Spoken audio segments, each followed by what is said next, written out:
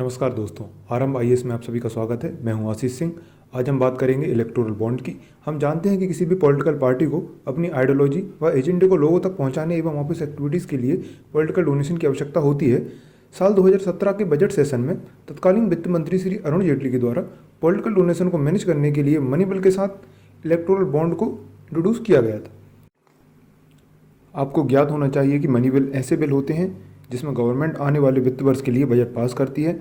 इसमें लोकसभा को कुछ विशेष शक्तियां प्राप्त होती हैं तथा राज्यसभा का हस्तक्षेप ना के बराबर होता है। आखिर क्या है electoral bond? Electoral bond political parties को डोनेशन करने का एक तरीका है। यह गिफ्ट वाउचर के जैसे एक तरह का वियरर इंस्ट्रूमेंट है, अर्थात जिस व्यक्ति के पास बॉन्ड हो वहीं उसका मालिक होगा।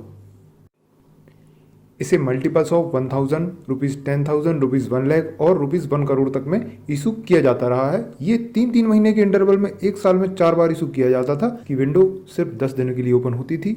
जिस दिन इसे खरीदा गया हो उससे 15 दिन के भीतर इसे पॉलिटिकल पार्टीज को अपने अकाउंट में इनकैश कराना होता था।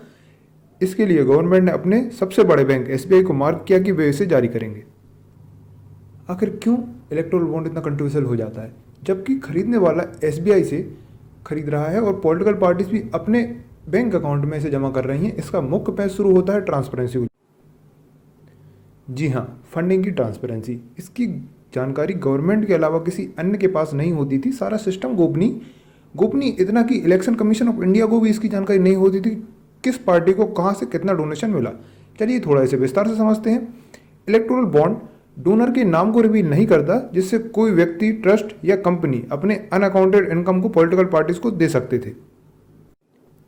इवन कंपनीज जो मनी डोनेट कर रही हैं इलेक्टोरल बॉन्ड के जरिए, उन्हें मेंशन करने की जरूरत नहीं थी कि वे किस पार्टी को डोनेशन दे रही हैं। इसके जरिए फॉरेन कंपनीज भी बिना किसी आइडेंटिटी को रिवील किए पॉलिटिकल पार्टीज को अनलिमिटेड एनोनिमस डोनेशन कर रही हैं।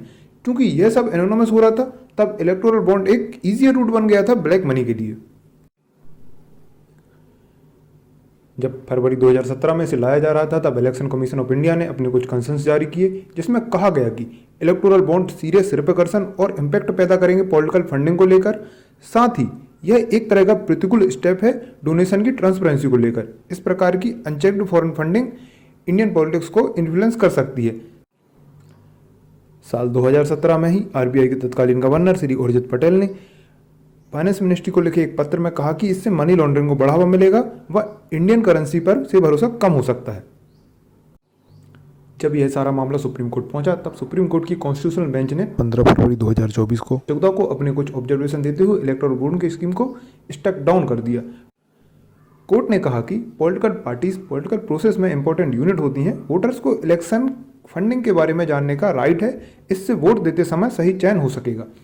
सारी पॉलिटिकल फंडिंग पॉलिटिकल पॉलिसी में बदलाव के उद्देश्य से नहीं होती, सिर्फ इसलिए पॉलिटिकल फंडिंग को एनोनिमस रखना क्योंकि कुछ कंट्रीब्यूशन किसी और ऑब्जेक्टिव से दिया गया है, ऐसा करना अनुचित है। इलेक्टोरल बॉन्ड कॉन्स्टिट्यूशन के आर्टिकल 19(1)(a) का उल्लंघन करता है, जिसमें नागरिकों को अधिकार प्राप्त है राइट टू इन्फॉर्मेशन का। इससे ब्लैक मनी को बढ़ावा मिलेगा व ट्रांसपेरेंसी का हनन होगा। हालांकि कोर्ट ने कहा कि सरकार कोई और स्कीम ला सकती है जिससे ट्रांसपेरेंसी हो सके। धन्यवाद।